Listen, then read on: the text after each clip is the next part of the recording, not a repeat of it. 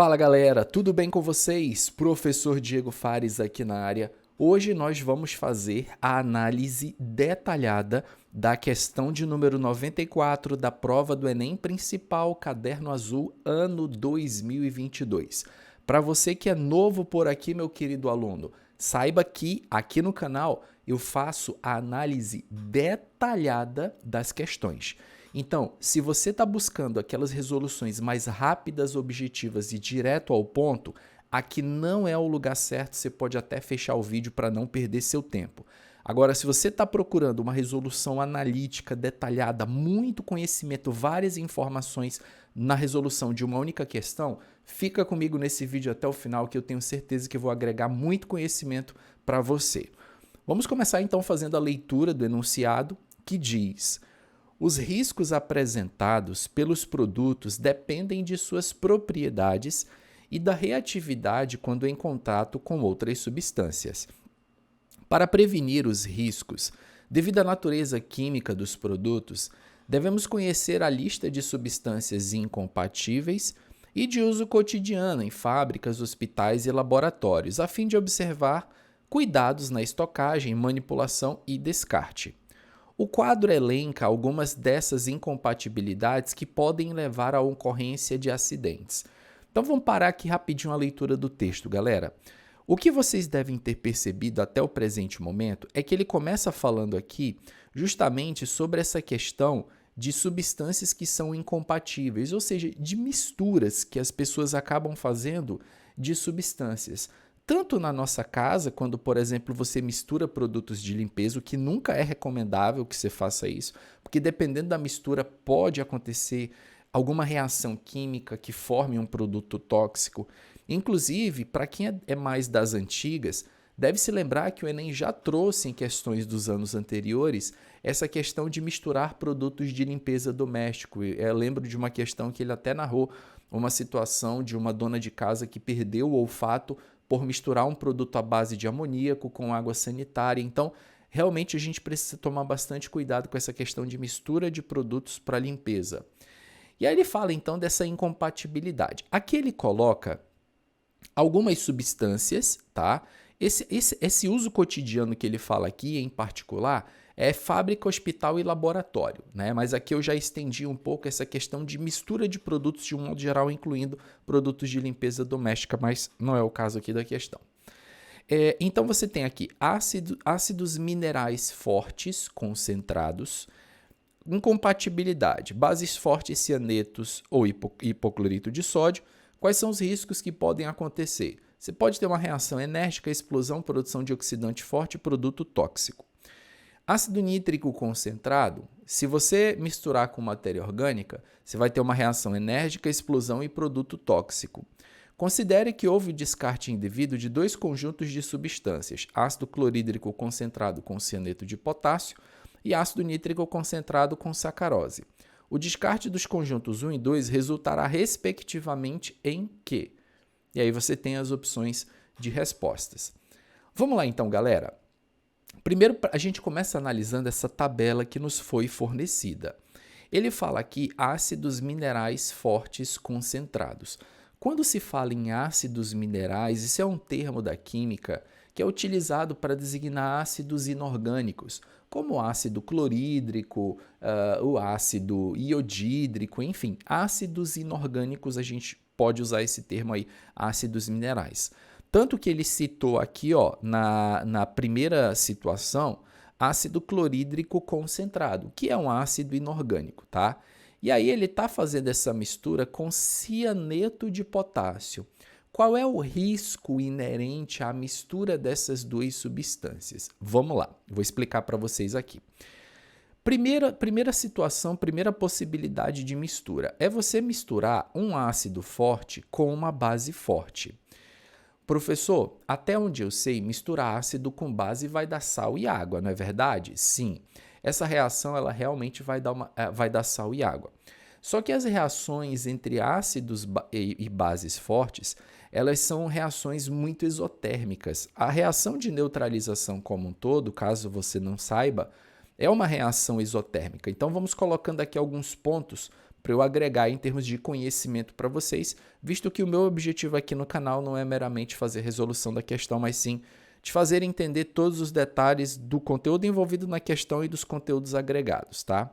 Quando você fala de uma mistura entre um ácido forte, tá? Um ácido forte, e aí você mistura isso aqui com uma base forte, ok, essa reação ela é uma reação de neutralização, essa reação irá produzir sal e irá produzir água.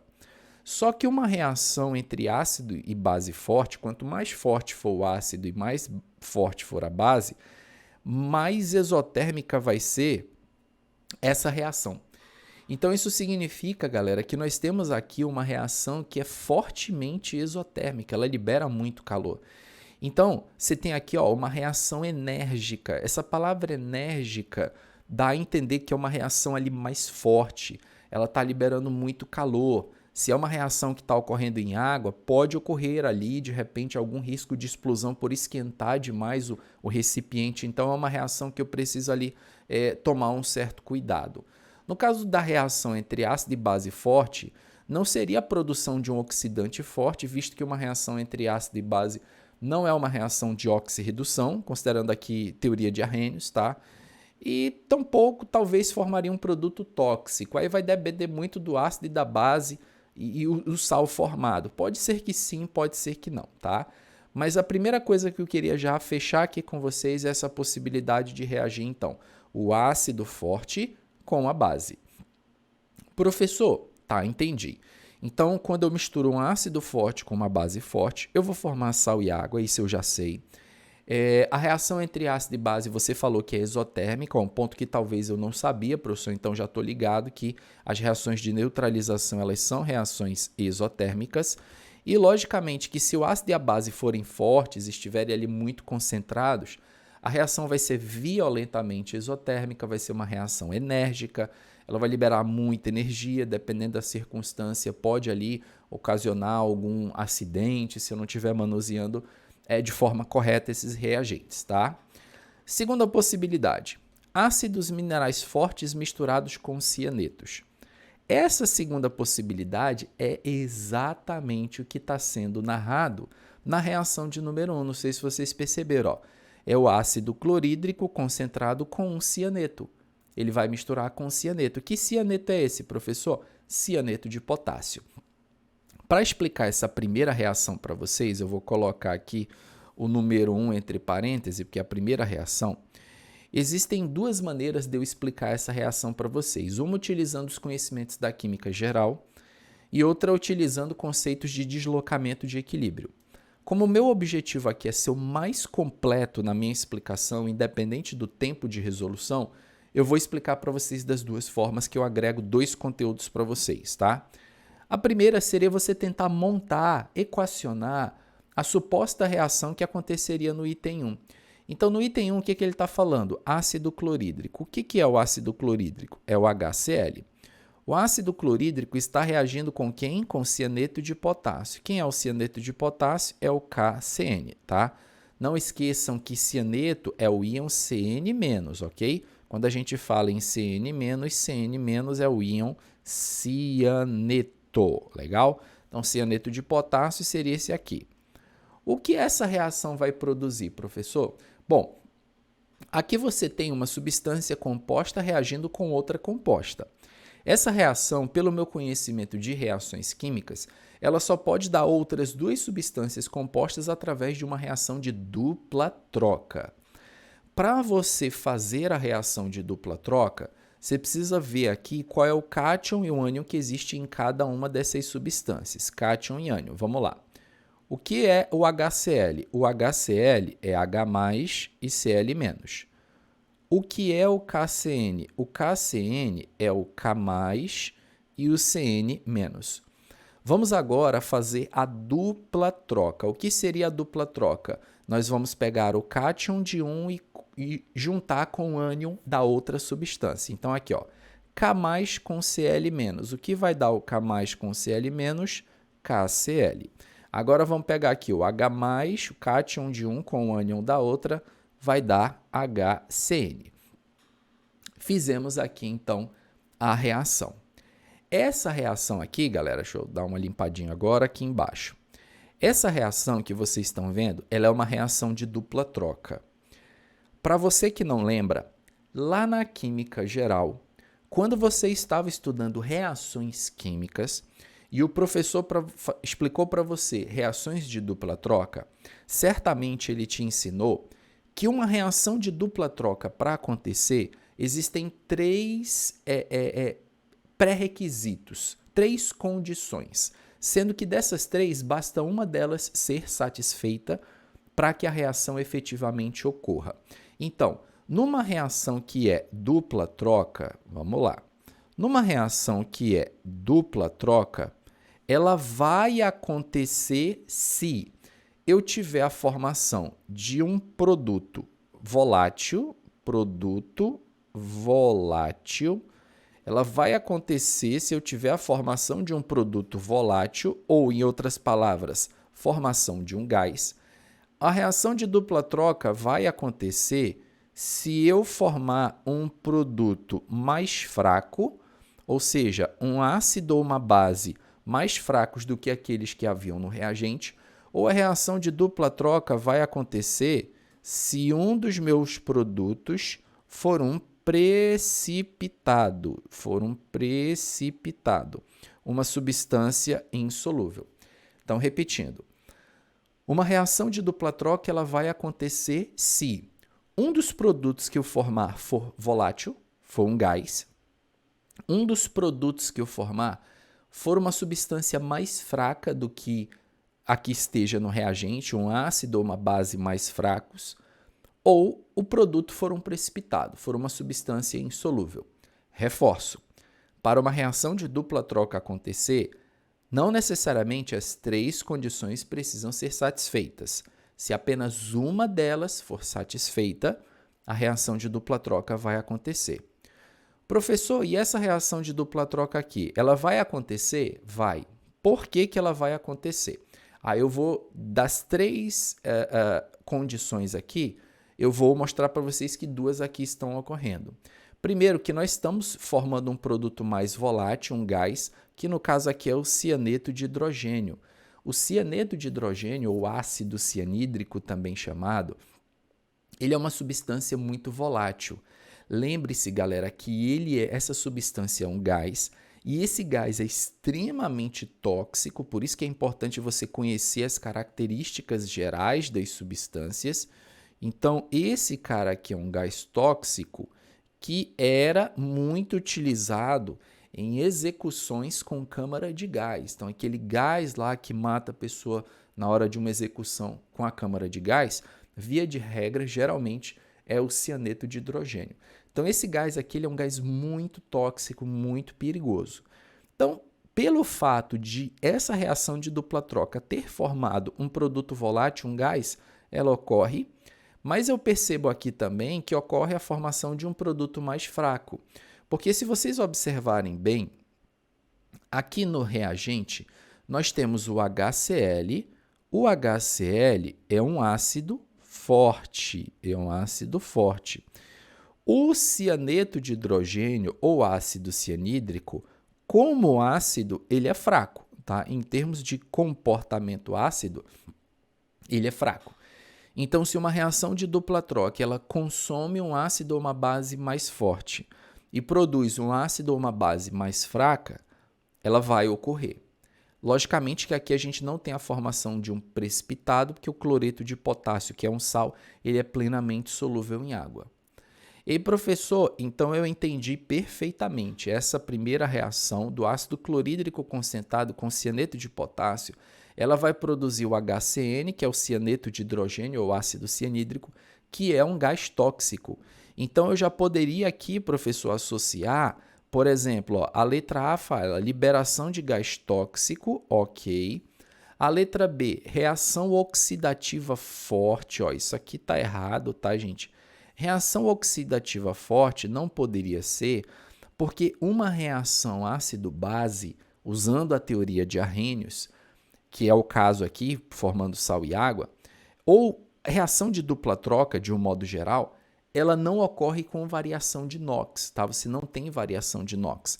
Tanto que se vocês observarem aqui em termos de cargas, tá? De cargas, ó.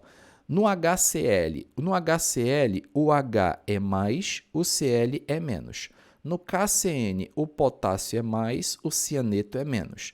No KCl, o potássio é mais, o Cl é menos.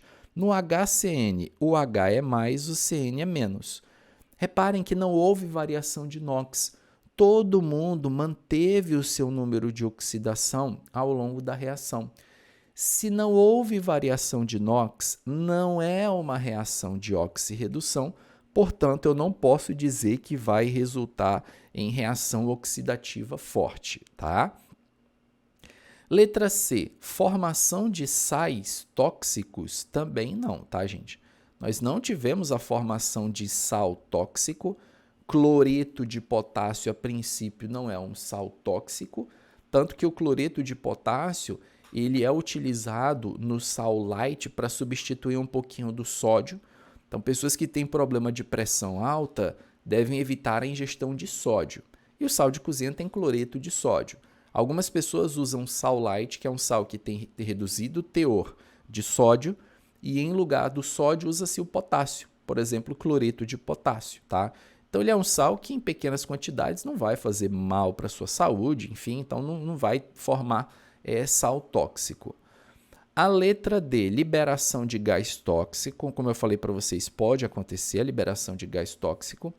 E a letra E comete o mesmo erro das anteriores, ó, falar que houve a formação de sais tóxicos, não tivemos a formação de nenhum sal tóxico. Então, quer dizer, ficamos aí entre a letra A e a letra D. Ambas, na primeira reação, falam realmente em liberação de gás tóxico. Aí vem agora o segundo item. E a letra A fala que é uma reação oxidativa forte e a letra D fala que é a liberação de um gás oxidante, tá? O que vai acontecer então aqui, galera? Vamos entender a segunda reação. Uma vez que eu já expliquei para vocês bem detalhadamente a primeira, com todos os detalhes, o conteúdo envolvido, como eu gosto de fazer, vamos para a segunda reação então.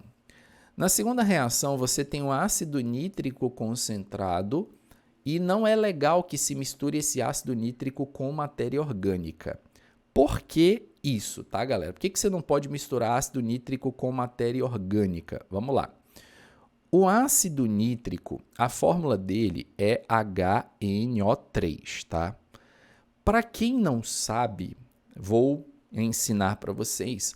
Uma das características do ácido nítrico, geralmente nas reações, é que ele é um forte oxidante. Esse cara aqui, ele é um forte agente oxidante, ou simplesmente forte oxidante. Isso é uma característica geral do ácido nítrico, que geralmente quando o professor ali está na aula de ácidos, ele está dando exemplos de ácidos e aplicações, ele vai falar do ácido nítrico. O que geralmente se fala do ácido nítrico? Que ele é muito utilizado na indústria de fertilizantes, porque um fertilizante você precisa de nitrogênio, que o fertilizante basicamente é o NPK, né? O famoso fertilizante NPK. Então, para você fazer fertilizante, você precisa de nitrogênio, você precisa de fósforo, você precisa de potássio. Fonte de nitrogênio para o fertilizante é o ácido nítrico. O ácido nítrico ele é utilizado também, galera, para a fabricação de explosivos, o famoso TNT, que é o trinitrotolueno. E ele é utilizado em muitas reações como um agente oxidante. Ele tem uma forte tendência a oxidar substâncias que reagem com ele. E isso tem uma explicação, tá, galera? Se vocês forem calcular o NOx do nitrogênio aqui, que eu acho que até vou fazer aqui, vai ficar bem legal, né? Então, a nossa aula ela vai envolver vários conhecimentos aqui de vários assuntos da química, isso é bem legal. Principalmente para quem estuda por questões, tá? Vamos dividir aqui, ó, a estrutura em 3 partes, eu vou calcular o NOx do nitrogênio aqui para vocês verem. O oxigênio, o NOx dele é menos 2, tá? Menos 2 vezes 3 oxigênios vai dar menos 6. O hidrogênio é mais 1, vezes 1 vai dar mais 1. Soma das cargas tem que dar 0. Para a soma das cargas dar 0, galera, aqui o nitrogênio tem que ser mais 5. E 5 dividido para 1 nitrogênio, o NOx do nitrogênio aqui ó, é mais 5.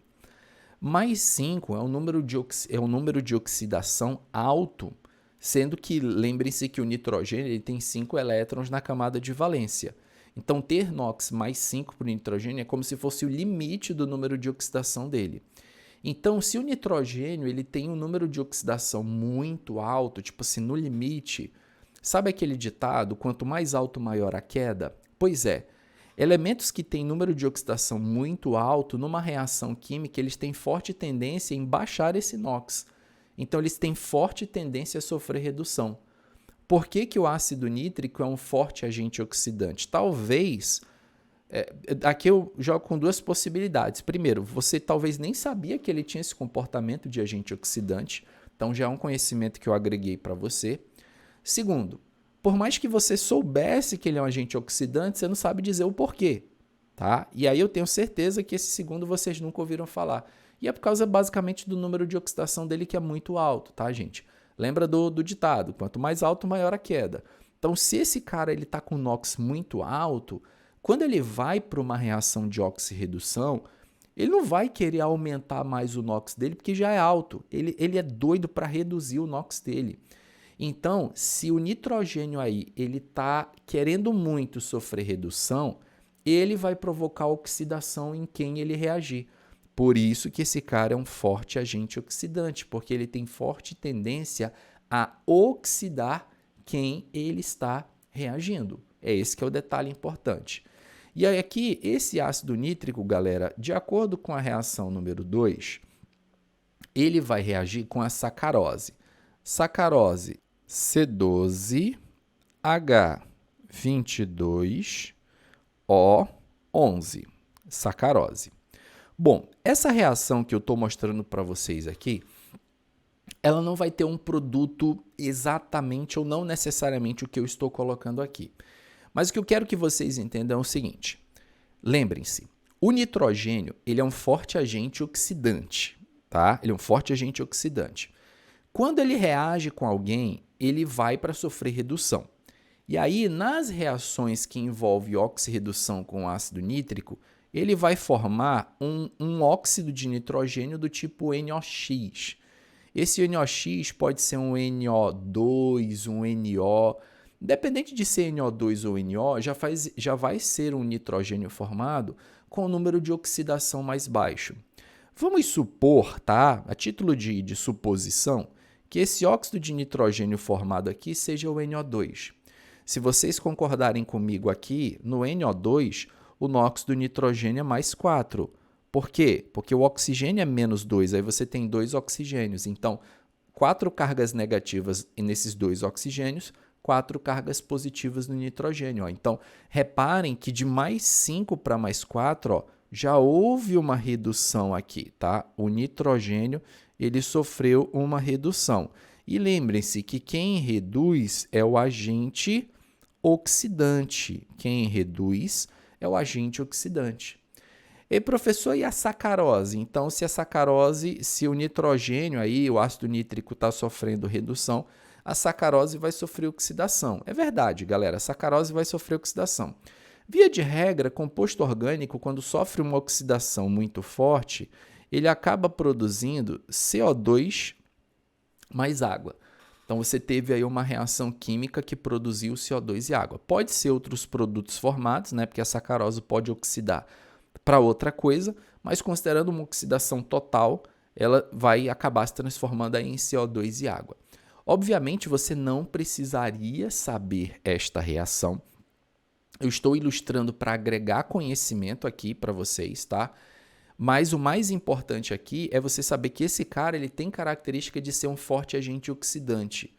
E aí a gente voltaria aqui para responder a questão e continuar com a análise, tá? Que eu tenho mais coisas aqui para colocar para vocês. E a outra forma de analisar o item 1 que eu falei que eu vou fazer, tá? Reação oxidativa forte, eu não tenho a menor dúvida disso, tá, gente? Que a segunda reação é uma reação oxidativa forte porque o ácido nítrico tem como característica de ser um forte agente oxidante, tá? Liberação de gás oxidante, não seria isso que está caracterizando a segunda reação, tá? Agora que nós já entendemos que a resposta da questão indiscutivelmente é a letra A, Vamos complementar um pouco mais do que eu já tinha falado para vocês para tornar o conhecimento mais amplo. Ácidos minerais fortes concentrados, reagindo com base, já falei para vocês o que dá. Ácidos minerais fortes concentrados reagindo com cianeto, já falei o que dá também, tá aqui o exemplo de reação. Só que eu queria fazer uma outra análise dessa mesma reação. O que acontece, galera? O íon cianeto, ele é muito perigoso, por quê? Porque esse cianeto, em contato com um meio que tem muito H+, através de um equilíbrio químico, vai ocorrer a formação do HCN, que é aquele gás tóxico e perigoso que eu falei para vocês. Isso aqui que eu estou mostrando já é uma outra maneira de analisar essa primeira reação. Para quem entende um pouco de equilíbrio químico e deslocamento, o que você poderia utilizar aqui? Ó? Imagina que eu tenho um meio onde tem cianeto. Não interessa cianeto do quê? É um meio que tem cianeto, tem o íon Cn-. Quando você pega um meio que tem cianeto e coloca ele em contato com ácido, esse ácido, esse H+ do ácido se combina com o cianeto e forma HCN. Lembrem-se que o HCN, o ácido cianídrico, é um ácido fraco. Se o ácido cianídrico é um ácido fraco, lembrem-se que esse equilíbrio aqui está majoritariamente deslocado para a direita. Por quê? Como ele é um ácido fraco, ele tem pouca capacidade de se ionizar. Então, esse ácido aqui, quando eu jogo na água, ele gera pouco H+ e pouco Cn-. Ou seja, o ácido cianídrico, ele é um ácido considerado fraco. A gente aprende na teoria ácido-base de Bronsted-Lowry que se o HCN é um ácido fraco, o Cn-, que é a sua base conjugada, é uma base forte. E ser uma base forte significa uma base que tem alta capacidade em combinar-se com o H+. Então, o Cn-, sendo uma base forte, porque é oriundo de um ácido fraco, ele tem uma alta tendência a se combinar com H+, formando um gás tóxico. Então, o que eu poderia pensar também aqui nessa primeira reação? Poxa, um meio que tem cianeto e você coloca o cianeto em meio ácido, vai dar ruim. Por quê? Cianeto em meio ácido, o cianeto vai se combinar com H+, e vai produzir HCN, que é o gás tóxico que foi falado aqui, tá? Professor, e o hipoclorito de sódio, que você não tinha mencionado na primeira análise? Pois é. O que acontece com o hipoclorito de sódio, galera? O hipoclorito de sódio, ele é um sal de fórmula NaClO, tá? A gente sabe que esse sal aqui, ele tem os dois íons, ele tem o Na+, e ele tem o ClO-. Um detalhe importante, tá, galera? Esse ClO- é um ânion que vem do HClO, que é o ácido hipocloroso. O ácido hipocloroso é um ácido fraco. Vocês devem se lembrar que na química inorgânica, a gente aprende a analisar a força de oxiácidos fazendo a subtração dos oxigênios menos os hidrogênios ionizáveis. Oxigênio tem 1, hidrogênio ionizável é 1 também. 1 menos 1, essa diferença dá 0, o que me leva a pensar que esse ácido aqui é um ácido fraco, tá? O que acontece? Quando você tem hipoclorito de sódio, o hipoclorito de sódio tem o ânion hipoclorito. E esse ânion hipoclorito, ao se combinar com H+, vai acontecer algo muito parecido que a gente viu aqui com o cianeto de hidrogênio, tá? Ao se combinar com H+, você vai ter a formação do HClO, que é o ácido hipocloroso. Lembrando mais uma vez, esse ácido aqui, ele é um ácido fraco. Se ele é um ácido fraco, a sua base conjugada é uma base forte. Isso significa que o ânion hipoclorito ele tem uma altíssima tendência em capturar o H+. Então, pegou hipoclorito de qualquer coisa e jogou em meio ácido, ele vai capturar o H+ e vai gerar o ácido hipocloroso. Agora, o ácido hipocloroso, além dele ser fraco, ele tem uma outra característica também, não sei se vocês sabem, mas ele é muito instável. Isso significa que esse cara aqui, ele vai se decompor virando gás, cloro e água. Esse cara aqui, ele se decompõe virando gás, cloro e água.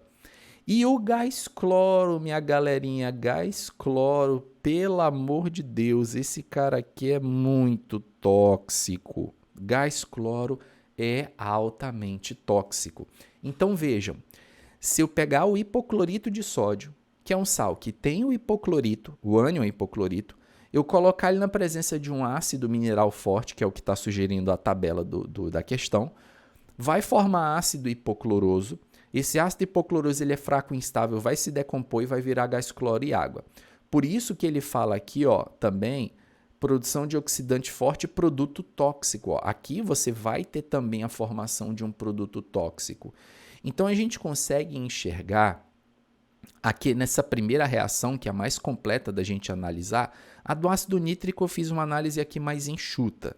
Mas aqui, ó, a gente viu uma reação enérgica, que é aquela reação muito forte, pode gerar explosão pelo fato de ser uma reação enérgica, produção de oxidante forte, ou seja, você produzir agente oxidante, a gente viu que isso pode acontecer também, e produto tóxico, né? No caso aqui a formação de um gás tóxico, produção de um oxidante forte, aqui o ácido hipocloroso tem essa característica também, produto tóxico, o gás cloro tem a natureza tóxica, como eu falei para vocês no início da análise.